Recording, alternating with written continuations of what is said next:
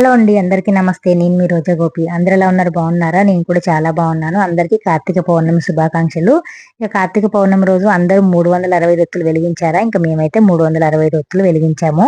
మా ఇంట్లో మేము నలుగురం కాబట్టి నలుగురం పేరుతో వెలిగించామన్నమాట. ఇక్కడ చూడండి, మా శివాలయంలో మా ఏరియాలో గుండుమల్లేశ్వర స్వామి టెంపుల్ చాలా ఫేమస్, చాలా మహిమగల తండ్రి శివయ్య. ఇంకా కార్తీక పౌర్ణమి రోజు అయితే ఇంకెక్కడ శివాలయంలో చూసినా కూడా అన్ని కార్తీక దీపాలతో శివయ్య కలకల్లాడుతూ ఉంటారు.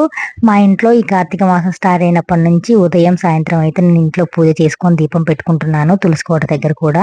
అంటే ఈ కార్తీక మాసంలో అందరికీ కుదురుతుందని చెప్పలేను, కానీ కార్తీక మాసంలో వచ్చే కార్తీక పౌర్ణమి రోజు ప్రతి ఒక్కరు అందరూ కూడా 365 ఒత్తులు వెలిగించుకోవాలి. ఎందుకంటే సంవత్సరం మొత్తం చేసిన దోషాలు కానీ తప్పులు కానీ ఏదైనా ఉన్నా కూడా అన్ని పోయి కొద్ది గొప్ప పుణ్యం అనేది మనకు వస్తుంది. ఆ శివయ్య తండ్రి అనుగ్రహం అనేది మన మీద, మన కుటుంబం మీద ఎప్పటికీ ఉంటుంది అనమాట.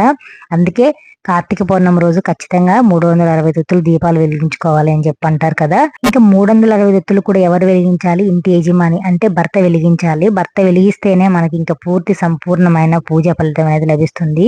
అందరు గుడిలో వెలిగించుకోవాలని కూడా ఏం లేదు. ఇంట్లో తులసికోట దగ్గర కూడా 360 ఒత్తులు అయితే వెలిగించుకోవచ్చు. ఇంకా మేమైతే ఇక్కడ మా శివాలయంలో అయితే వెలిగించుకున్నాము. నేనైతే మార్నింగ్ అయితే వెలిగించలేదు, సాయంత్రం ఇదే బాగుంది అనేసి అయితే నేను సాయంత్రం వెలిగించాను. అసలు జనాలు ఫుల్ గా ఉన్నారు సాయంత్రం పూటనే.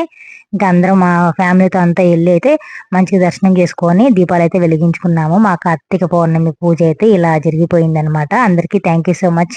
బాయ్.